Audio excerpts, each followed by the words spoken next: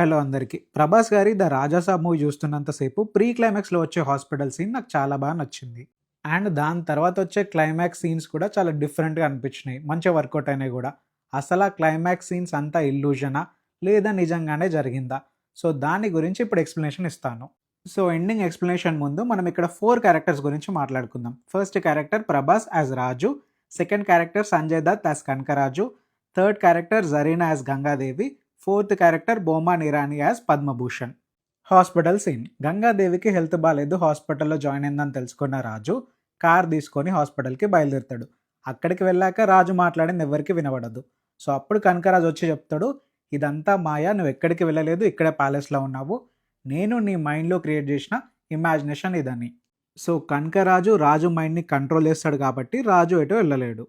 తర్వాత సీన్లో రాజు ఆ ప్యాలెస్ లోపల ఉన్న కనకరాజు సంపద మొత్తం తగలబెట్టడానికి వెళ్తాడు. ఎందుకంటే ఆ కోట ఇంకా ఆ సంపద కనకరాజు యొక్క బలమని.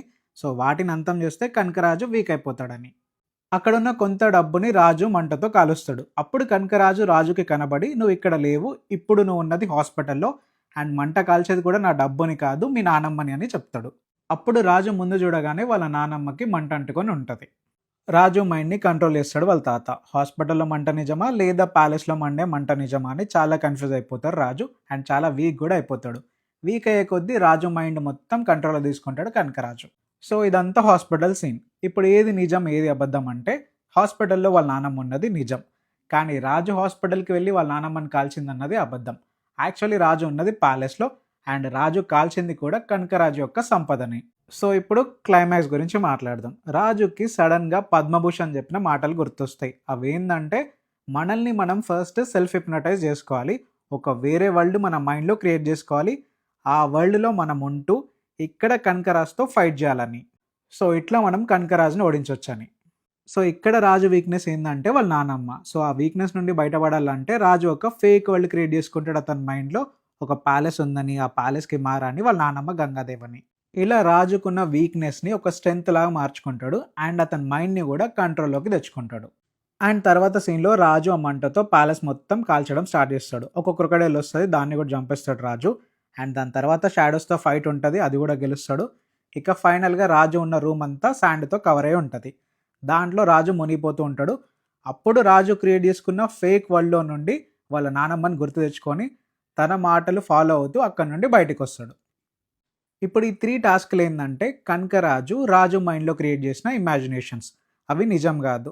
సో వీటన్నిటిని రాజు గెలుస్తాడు. ఇక కనకరాజు రాజు మైండ్ని కంట్రోల్ చేయడం ఇంపాసిబుల్ అవుతుంది, ఎందుకంటే రాజు ఏం చేసినా గెలుస్తాడు కాబట్టి. ఇక కనకరాజు వీక్ అయిపోతాడు, ఎందుకంటే రాజు ఆ ప్యాలెస్ మొత్తం కాల్చేస్తాడు కాబట్టి. ఇక కనకరాజుకి వేరే ఆప్షన్ ఉండదు. లాస్ట్ ఆప్షన్ అతని గురువు బైరాగి. అండ్ బైరాగిని పిలిచి, నేను రాజు మైండ్ని కంట్రోల్ చేయలేకపోతున్నాను అని చెప్తాడు. అండ్ నువ్వు నాలో కలిసిపో, మనం కలిసి మనం చంపేద్దామని చెప్తాడు. ఇంకా ఇవన్నీ రాజు ఎలా చేస్తున్నాడని బైరాగిని అడుగుతాడు. అప్పుడు బైరాగి ఏం చెప్తాడంటే, రాజు వాడి ఎమోషన్స్ అంతా వాడి కంట్రోల్లోకి తెచ్చుకున్నాడని. అండ్ సేమ్ ఇదే విధంగా ఇంకా ఎక్కువ ఆలోచిస్తే సహస్ర చక్రాలను కూడా తాకుతాడని. ఒకవేళ సహస్ర చక్రాలను పొందితే ఇక నిన్ను అంతం చేయడం ఈజీ అని. కానీ ఇదంతా చేయడం ఈజీ కాదు, ఎందుకంటే రాజుకి వాళ్ళ నానమ్మనే స్ట్రెంగ్త్ అండ్ వీక్నెస్ కూడా తనే కాబట్టి. ఇక బైరాగి కనకరాజు లోపలికి వచ్చేస్తాడు. ఇక రాజును వీక్ చేయడానికి వాళ్ళ తాత రాజుకి ఏం చెప్తాడంటే, ఒకవేళ నేను అంతమైపోతే మీ నానమ్మ తట్టుకోలేదని చెప్తాడు. అప్పుడు రాజు కొంచెం వీక్ అయిపోతాడు, ఎందుకంటే ఆ బాధ అనే ఎమోషన్ని రాజు కంట్రోల్ చేసుకోలేకపోతాడు. సో అప్పుడు రాజు మైండ్లో ఒకటి తిరుగుతుంది, ఏంటంటే నిజంగానే వాళ్ళ తాతకి ఏమన్నా అయితే వాళ్ళ నానమ్మ తట్టుకోలేదని. ఇక రాజు గివప్ ఇవ్వడం స్టార్ట్ చేస్తాడు. అప్పుడు వాళ్ళ తాత పెద్ద మాన్స్టర్ లాగా మారి రాజును అంతం చేయడానికి చూస్తాడు. అప్పుడు రాజు మళ్ళీ ఆ ఫేక్ వరల్డ్లో నుండి వాళ్ళ నానమ్మ మాటల్ని ఫాలో అవుతాడు. వాళ్ళ నానమ్మ హెల్ప్ తీసుకొని ఆ బాధ అనే ఎమోషన్ని కూడా కంట్రోల్ చేసుకుంటాడు. ఇంకా ఎక్కువ కాన్సన్ట్రేషన్తో ఫైనల్గా సహస్ర చక్రాలని పొందుతాడు. అప్పుడు రాజుని ఇంకెవరు ఆపలేరు, వాళ్ళ తాతని అంతం చేస్తాడు రాజు. సో ఇది క్లైమాక్స్. అండ్ ఆ జోకర్ సీన్ నెక్స్ట్ పార్ట్కి లింకే ఉంటుంది. సో దాని గురించి సెకండ్ పార్ట్ వచ్చాక మాట్లాడుకుందాం.